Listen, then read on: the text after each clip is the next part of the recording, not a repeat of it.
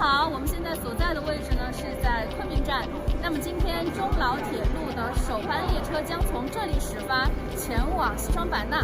那么接下来我们就拿着这一张首发车的纪念车票，一起到候车大厅去乘车吧。走。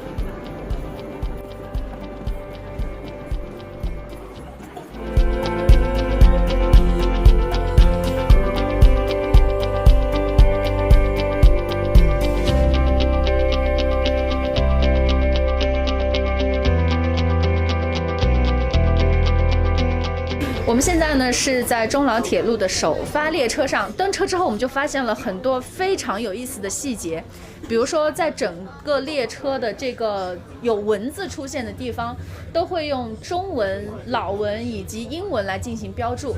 另外呢，在这个列车上还有非常多的细节也是值得大家关注的，就比如说咱们的列车员都会3种语言。另外的话，在整个列车上都充满了这个老挝的一些元素，比如说他们的糌粑花呀。闻着香味呢，我们来到了列车的5号车厢，这里呢也是整个餐车上的这个友谊超市。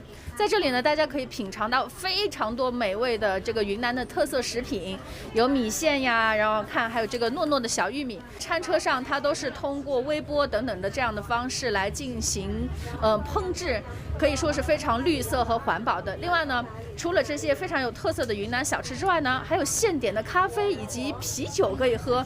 看来在这个旅程上，大家都可以度过一段非常愉快和美味的时光。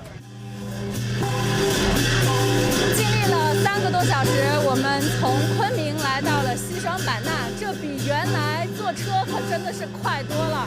那么现在呢，在版纳车站有非常特色的这个傣族象脚鼓已经是敲响在欢迎我们了。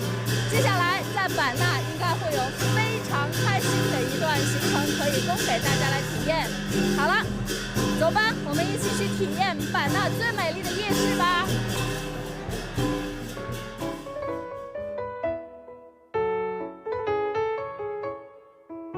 心情非常的激动，也非常的自豪。这个中老铁路的开通，我相信我们西双版纳会更加的美好，越来越好。以前进不了城的那些农副产品会更快的进入城市了，所以给我们带来很多对经济方面的一些方便。全程参与，所以觉得今天终于那个通车了。感觉这个心情非常的愉快。我叫文鹏宇来自老挝，现在呢在云南大学读个博士生。我是来中国差不多6年了的。中老铁路开通嘛，我感觉这个也是很开心的，对，很开心也很激动。8到9个小时就到家了，真特别方便。